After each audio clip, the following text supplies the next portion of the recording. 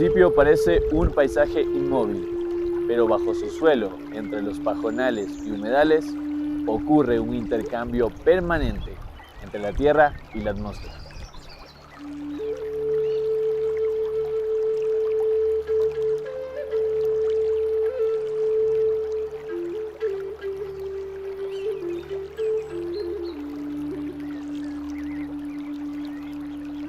A más de 4.000 metros de altura, existe un ecosistema que parece inmóvil, un territorio frío, silencioso y cubierto de niebla, pero que mantiene un intercambio constante con la atmósfera.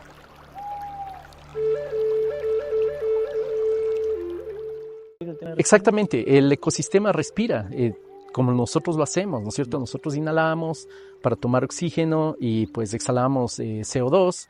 De igual forma hace el ecosistema. Entonces, con las horas de cuando tenemos luz y energía solar, pues el ecosistema lo que hace es tomar este CO2 atmosférico y mediante el proceso de fotosíntesis, obviamente, pues produce oxígeno e incorpora ese CO2, como les comentaba antes, en la vegetación y en el suelo, pero en cambio en la noche emite CO2. Pero cuando tú sacas los números, ya haces el balance de carbono en términos mensuales y anuales específicamente, tenemos que el ecosistema está capturando CO2 en un promedio de 1.28 toneladas de carbono por metro cuadrado por año.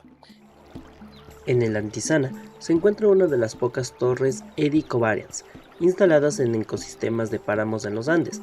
Su función es medir constantemente el intercambio de carbono entre la Tierra y la atmósfera.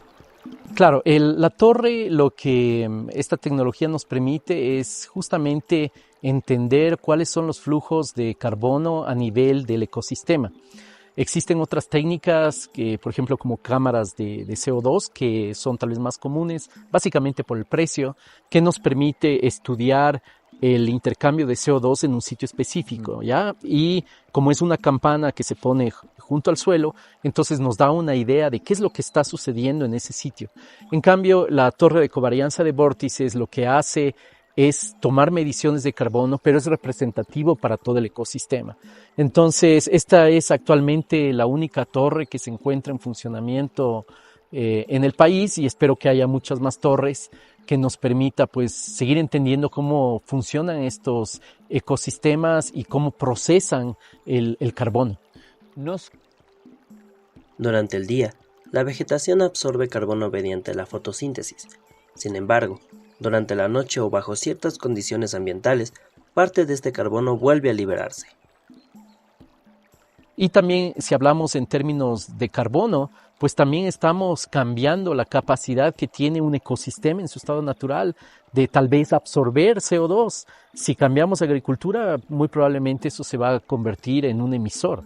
Entonces, lo que queremos ahora es conservar todos estos ecosistemas naturales que tienen la capacidad de sacar CO2 atmosférico, porque eso nos ayuda al incremento de CO2 que estamos los seres humanos produciendo en el planeta, ¿no?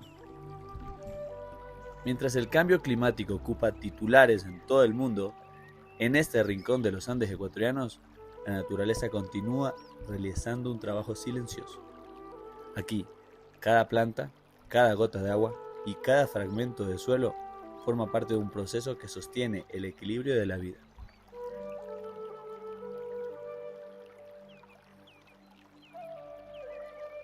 El problema es que se ha demostrado con investigación científica en otros lugares que, por ejemplo, con la intervención humana, efectivamente podemos cambiar el ciclo del agua. Uh-huh. Es decir, una de las formas como el ser humano cambia o altera el ciclo del agua es justamente cambiando la cobertura vegetal, porque el cambio en la cobertura vegetal afecta a la evapotranspiración, que es un flujo muy grande e importante en el ciclo del agua. Entonces, ese es uno. Y también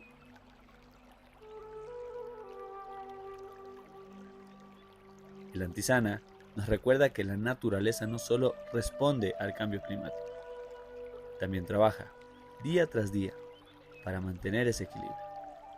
Quizá el verdadero desafío no sea luchar contra el dióxido de carbono, sino comprender el delicado balance que hace posible la vida y proteger los ecosistemas que todavía son capaces de conservarlo. Y aunque no podamos verlo, el Antisana respira. Y con él respiramos todos. Para cerrar, una última pregunta y también como reflexión, ingeniero, ¿por qué nos debería importar la dinámica del CO2? ¿Por qué nos debería ser un diálogo constante entre nosotros, entre las personas que vivimos, no solo en Quito, sino en otros lugares también del país? Y además de eso, además de por qué debería ser importante, ¿qué le gustaría que comprendieran sobre el Antisana y la importancia de conservarlo? Perfecto. Bueno, los estudios de CO2 son importantes porque el carbono es un elemento básico para la vida en el planeta. Y el carbono cumple un montón de roles, entre ellos, te menciono unos pocos, las plantas incorporan CO2 en el suelo, ese CO2, ese carbono en el suelo, se mezcla con agua y produce ácido carbónico, y el ácido carbónico, por ejemplo, participa en la disolución de minerales que, pues, lo que hacen es liberar nutrientes al agua. Y entonces es ahí donde la misma vegetación luego toma esos nutrientes para la vida. Entonces es fundamental y en otros procesos, ¿no? En otros procesos te menciono solo unos pocos. Creo que también puede ser en vista de los mercados de carbono que aún son incipientes en el país, puede representar una buena oportunidad también para conseguir recursos económicos para la conservación de los ecosistemas. Pero necesitamos tener más de este tipo de experimentos que nos permita con datos certificar cómo funcionan nuestros ecosistemas con respecto a los flujos de carbono. Sin embargo, el comportamiento del páramo nunca es exactamente igual. La cantidad de carbono que captura o libera cambia constantemente. Depende de la radiación solar, de la temperatura, de la humedad y de muchos otros factores que interactúan entre sí. Es un equilibrio dinámico, un sistema que ha evolucionado durante miles de años, que hoy enfrenta nuevos desafíos.